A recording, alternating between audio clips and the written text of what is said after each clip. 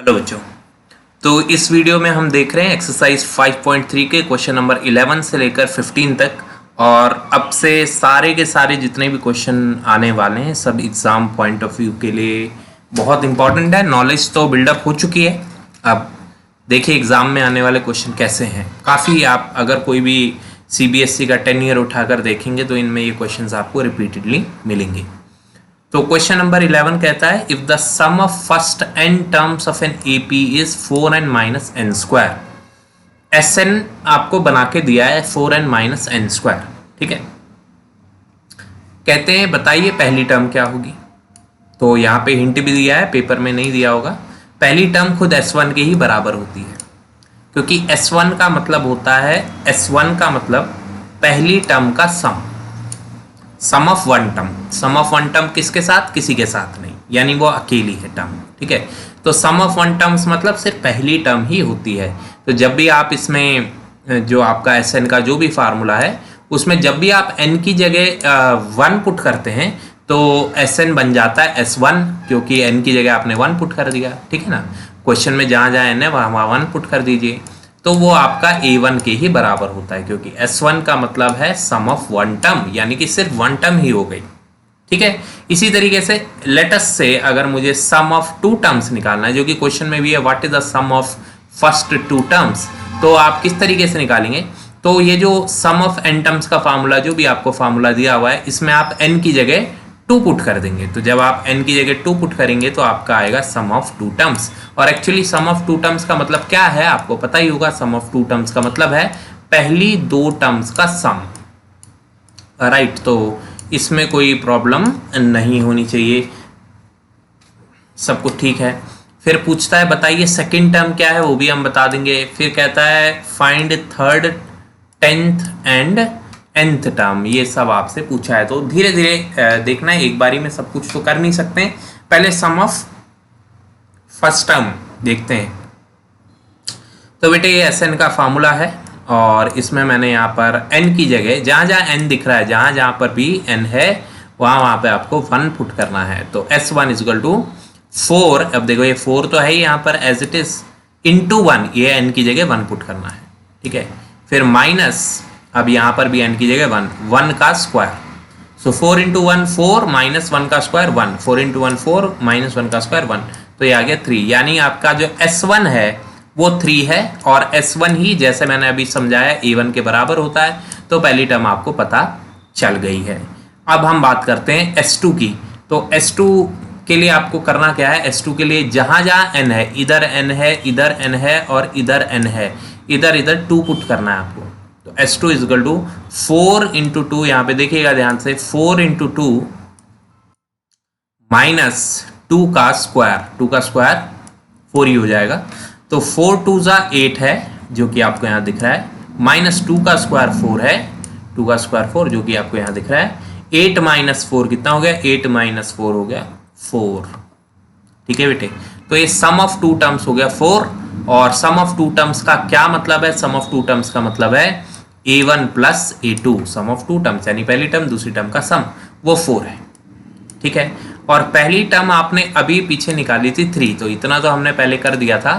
पहली टर्म आपने निकाली थी 3, तो ये जो A1 है बेटे इसकी जगह हम पुट कर देंगे 3, तो इसमें कोई प्रॉब्लम नहीं है।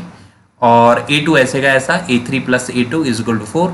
इस 3 को उधर ले जाएंगे, माइनस हो जाएगा, 4 माइनस 3 हो जाएगा 1, यानी कि A2 की वैल्यू 1 आ गई। तो उन्होंने कहा था कि सेकंड टर्म बताइए, तो वो भी हमने बता दी, A2 की वैल्यू 1 आ गई। एक बार फिर से देख लेते हैं।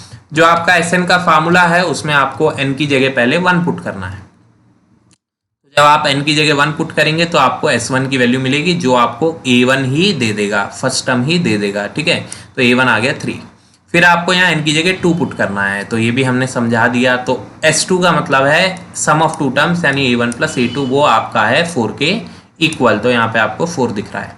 अब मैंने A1 की वैल्यू ऊपर से 3 पुट कर दी है और 3 प्लस A2 4 है। अब इस 3 को उधर ले गए तो माइनस हो गया, 4 माइनस 3 1, तो A2 आ गया 1। अब बेटा आपके पास A2 आ गया है, A1 आ गया है, तो हम D निकाल लेंगे। D का फार्मूला होता है A2 माइनस A1। तो A2 कितना है देख लीजिए, 1 है, और A1 कितना था, A1 था 3, तो 1 माइनस 3, तो डी की वैल्यू आ गई -2। कोई बच्चा कह सकता है सर डी क्यों निकाल रहे हो, डी तो पूछा ही नहीं है। पूछा क्या क्या था, पूछा था पहली टर्म बताओ, दूसरी टर्म बताओ, फिर कहता है तीसरी टर्म बताओ, फिर कहता है 10वीं टर्म बताओ, फिर कहता है nth टर्म बताओ। तो डी तो पूछा ही नहीं था, पर डी पता होना बहुत ज़रूरी है, क्योंकि अगर डी पता चल गया तो आप कोई भी टर्म बता सकते हैं। आप देखिए, अगर मुझे थर्ड टर्म बतानी है तो फार्मूले के अकॉर्डिंग थर्ड टर्म किसके बराबर होगी, थर्ड टर्म होगी a + 2d। तो डी है कि नहीं, डी पता है तो थर्ड टर्म निकाल सकते हैं, डी नहीं पता तो फिर बड़ा लंबा प्रोसेस हो जाएगा। ऐसे ही 10th टर्म निकालनी है तो होगा a + 9d, सिंपल है।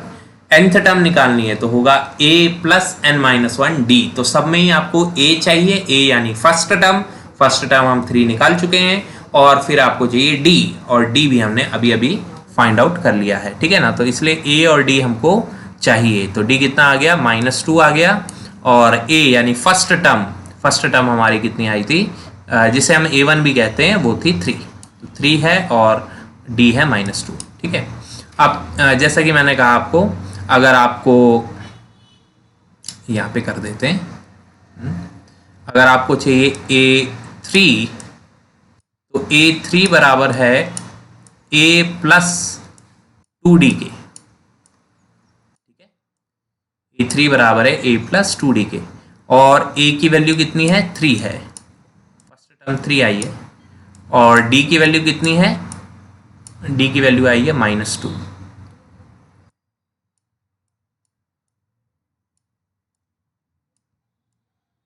-2 है ना, 1 - 3 -2, राइट।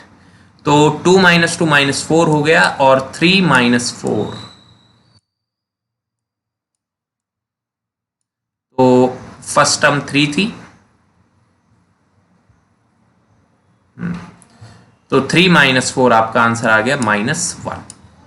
तो ये आपकी आ गई है थर्ड टर्म, ठीक है ना। ऐसे ही 10th टर्म निकालना है, तो 10th टर्म का फार्मूला है a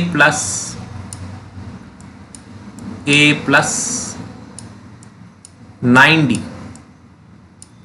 तो a की वैल्यू 3 है और d की वैल्यू -2 है, तो -2 9 हो जाएगा -18। तो 3 - 18 यानी कि -15 आपका 10th टर्म भी आ जाएगा, ठीक है। और nth टर्म भी पूछा है, तो nth टर्म के लिए तो ज़्यादा मेहनत आपको करनी नहीं है, क्योंकि n की वैल्यू ही नहीं पता है। nth टर्म में n की वैल्यू पुट नहीं होती है। तो फार्मूला है a + n-1, और d की वैल्यू कितनी थी, d की वैल्यू थी -2। तो कितना हो गया, ये 3 हो गया, और n × -2 हो गया -2n, और -1 × -2 हो गया +2। तो इसमें आ गया आपका 3 + 2 यानी कि 5 - 2n, sorry 2n, 5 - 2n, right. तो ये नोट कर लीजिएगा पॉज करके। ओके, सारी वैल्यूज़ निकाल दी, ठीक है ना, पॉज करके नोट करिए। अब अगला देखते हैं क्या है, क्वेश्चन नंबर 12।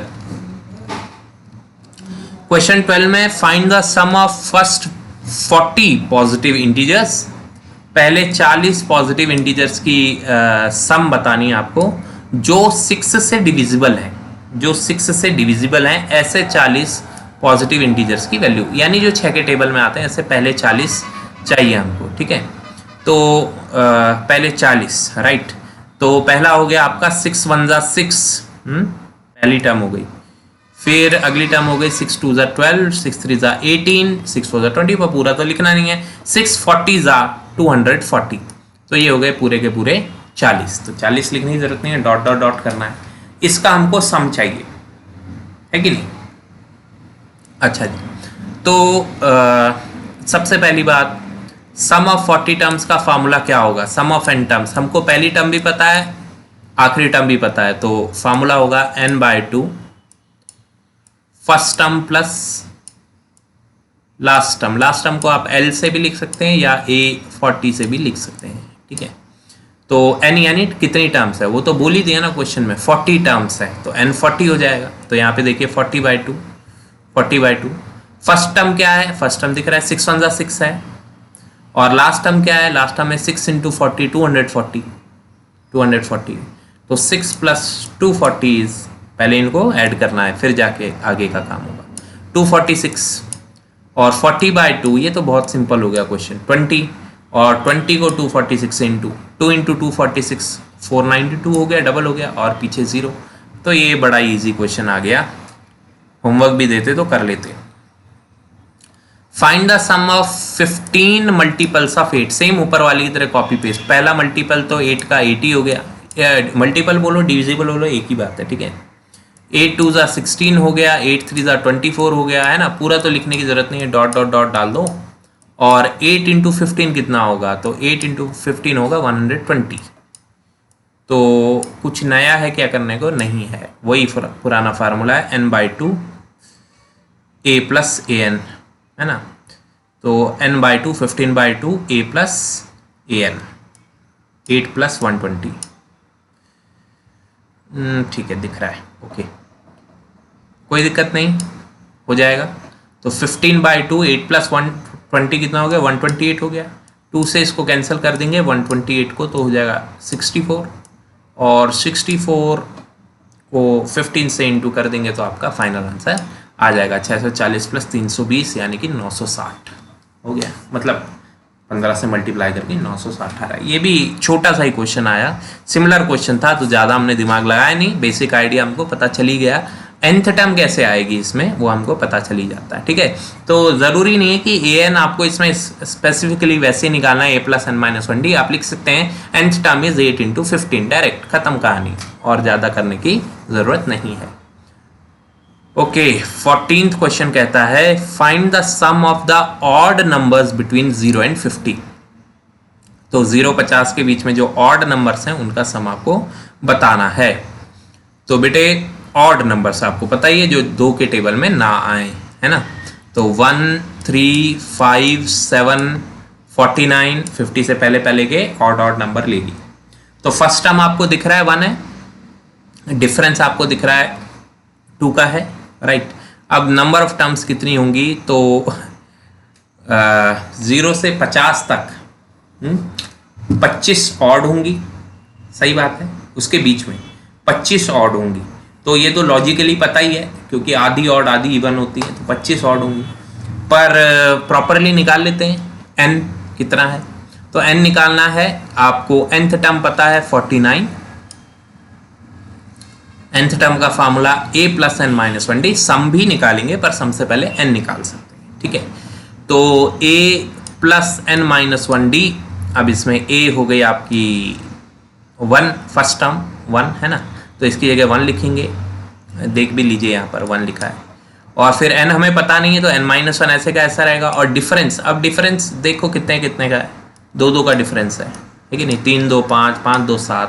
ऑड नंबर्स के बीच में 2 का ही डिफरेंस होता है, कंसेक्यूटिव ऑड नंबर्स के बीच में। तो d की वैल्यू 2 आ जाएगी, ठीक है, = 49। अभी यहाँ तक तो कोई प्रॉब्लम नहीं है। अब जो ये 1 है, n निकालना है ना यहाँ से, तो ये जो प्लस का 1 है पहले उसे राइट में भेजेंगे। 49 - 1 कितना हो जाएगा, 48। तो ये हो गया 48, ठीक है। 49 - 1 यहाँ पर 48 आ जाएगा। अब यहाँ पर लेफ्ट में n - 1 × 2 ही रह गया। तो कई बार हमने देखा है n कैसे निकलता है, जो ये मल्टीप्लाई का 2 है इसको अपॉन में भेज रहा है, तो उधर 48 तो पहले से ही है, 49 - 1 अपॉन में 2 कट के कितना आ गया 24, 2 2 = 4 2 4 = 8, ठीक है जी। तो लेफ्ट में रह गया n - 1 और राइट में आ गया 24। अभी जो -1 लेफ्ट में है इसको भी राइट में ले आइए, तो फाइनली n की वैल्यू 25 आ जाएगी, हो गया काम खत्म। तो सम ऑफ n टर्म्स का फार्मूला क्या होता है, n/2। अब 25 टर्म है, क्लियर हो गया, n 25 है ना। तो जहाँ जहाँ n होना चाहिए वहाँ 25 लिखा है, 25 लिखा है। तो सम ऑफ n टर्म देखिए यहाँ पर भी 25 है, n/2 यहाँ पर भी 25 है, into first term plus nth term a25। तो 25/2 ऐसे का ऐसा, फर्स्ट टर्म 1 है देख लीजिए, लास्ट टर्म या 25वीं टर्म 49 है वो भी लिख दी। तो first term plus last term is 49, This 49 plus 1 will become 50. So 25 into 50 upon के 2 से इस 50 को काट देंगे तो ऊपर बचेगा 25. 25 का स्क्वायर कितना हो गया 625. 25 into 25 is 625. So basically question में फिर से मैं वही कह रहा हूँ, कुछ नया नहीं है. फर्स्ट टर्म आपको पता थी, डिफरेंस पता था, nth टर्म पता थी. nth टर्म की मदद से पहले n निकाल लिया, ठीक है. n निकाल लिया, उसके बाद सम ऑफ n टर्म्स का formula n/2 first term plus last term. n की वैल्यू 25 है, 25 टर्म्स हो गई. फर्स्ट टर्म a है, last term a25 that is 49 है, प्लस किया 50, 50/2 25 हो गया, 25 को मल्टीप्लाई किया 625 हो गया. सिंपल है. तो इस वीडियो का लास्ट क्वेश्चन देखते हैं, 15th क्वेश्चन. अब वर्ड प्रॉब्लम शुरू हो रही है. 15वां क्वेश्चन कहता है a contract on construction job specifies a penalty for delay of completion beyond a certain date as follows ₹200 for the first day, 250 for the second day, 300 for the third day etcetera. तो मान लिया जाए आपने अपना घर बनाने को एक कॉन्ट्रैक्टर को दिया है और उसने आपको एक डेट दे दी कि इस दिन मैं आपका घर बना के रेडी कर दूंगा. पर एक डील आपने उससे की कि ठीक है, अगर एक दिन लेट हो गया, पहले दिन लेट हुआ, मतलब जो डेट दी है उस डेट को घर नहीं बना, उसके अगले दिन बना, तो फिर आपको 200 रुपये में कम दूंगा. तो ये उसके लिए पेनल्टी का काम करेगा, ठीक है. ये उसके लिए पेनल्टी हो गई, 200 रुपये उसको कम मिलेंगे. अगर उसने अगले दिन भी, मतलब एक दिन की जगह दूसरे दिन भी नहीं बना के दिया, तो अगले दिन उस पर 250 रुपीज़ की पेनल्टी लगेगी. तो पहले दिन के 200 रुपये देगा और फिर अगले दिन के 250 रुपये भी देगा. 200 प्लस 250 2 दिन के हो गए. और तीसरे दिन भी अगर घर और लेट हो गया तो 300 रुपये और देगा, ठीक है. तो उस पर पेनल्टी 50-50 रुपये करके बढ़ती जाएगी हर अगले दिन तक. अगले दिन 350, अगले दिन 400, ऐसे ऐसे बढ़ती जाएगी. वो उस दिन का और देना पड़ेगा. How much money the contractor has to pay as penalty, कितनी पेनल्टी देगा अगर 30 दिन लेट कर देता है. तो अब देख लो, ये तो 30 दिन लेट कर दिया इसने, तो कितनी पेनल्टी होगी. इसलिए काम जो है वो टाइम पे होना चाहिए, है ना. तो उसको हैबिट नहीं है बचपन से काम टाइम पे करने की, या कोई प्रॉब्लम हो गई होगी, तो उसको पेनल्टी देनी पड़ेगी. तो देखिए बेटा, पहले दिन के 200 और अगले दिन के 250, ऐसे 30 दिन तक तो ऐड नहीं करेंगे. हम मैथ्स पढ़ते हैं ना, तो जो मैथ्स पढ़ते हैं उनको तरीका पता होता है, छोटा तरीका काम करने का. वरना तो एक एक जोड़ के भी निकाल सकते हो 30 दिन तक, ऐसे चलते जाओ 350 400 450, वो निकल जाएगा. टाइम लगेगा बहुत सारा, पर सम कैसे निकलेगा इसका फार्मूले से. फर्स्ट टर्म आपको पता है 200 है, लिखा हुआ है 200. डिफरेंस 50-50 का है, लिखा है डिफरेंस 50. टर्म्स कितनी है, 30 टर्म्स है, n30. तो बस आपको इनका सम निकाल लेना है टोटल, है ना. तो फार्मूला क्या है इसका, एक बार फिर लिख देते हैं. हर बार हर वीडियो में हर क्वेश्चन में लिखता हूँ मैं फार्मूला. Sn होगा n/2, तो इसलिए n30 है, तो 30/2 दिख रहा है आपको. फिर 2a, यहाँ a की वैल्यू आप चाहे तो पुट कर सकते हैं. कितनी वैल्यू है इधर a की, 200. अगले स्टेप में तो की हुई है, यहाँ भी कर सकते हैं. तो 2 × 200 प्लस n-1, यानी जितनी भी टर्म है उसमें एक कम, है ना. तो 30 टर्म है, तो 30 में एक कम करेंगे तो 29d. बड़ा सिंपल सा लॉजिक है, सिंपल सा फार्मूला है. तो 30-1 लिख दीजिए वहाँ पर, क्योंकि n30 है. तो 29d, और d डिफरेंस कितने का है वो दिख रहा है आपको, 50-50 का गैप है ना. तो कुल मिला के क्या हो गया, 2 × 200 29d, और 30/2 हो गया 15. तो 200 × 2 तो हो गया 400. हमेशा पहले मल्टीप्लाई करना है. 29 × 50 कितना हो गया, तो 29 × 100/2, 2900/2, 1450 लिखा ही हुआ है, वैसे मल्टीप्लाई करिए. 9×5 = 45, और 5 दूनी 10, 4 14, तो 145, और पीछे एक 0. तो मल्टीप्लाई वगैरह ये तो हो जाता है, ये बड़ी बात नहीं है. फिर इनको ऐड करना है, 400 और 1450 को ऐड करना है, तो 1850 आ गया. फिर उसे 15 से इंटू करो तो 27,750 रुपये की पेनल्टी कॉन्ट्रैक्टर पे लग गई है. पॉज करके लिख लीजिएगा. और इस वीडियो में इतने ही क्वेश्चन, अगले वीडियो में बाकी के वर्ड प्रॉब्लम्स देख लिए जाएंगे। Thank you.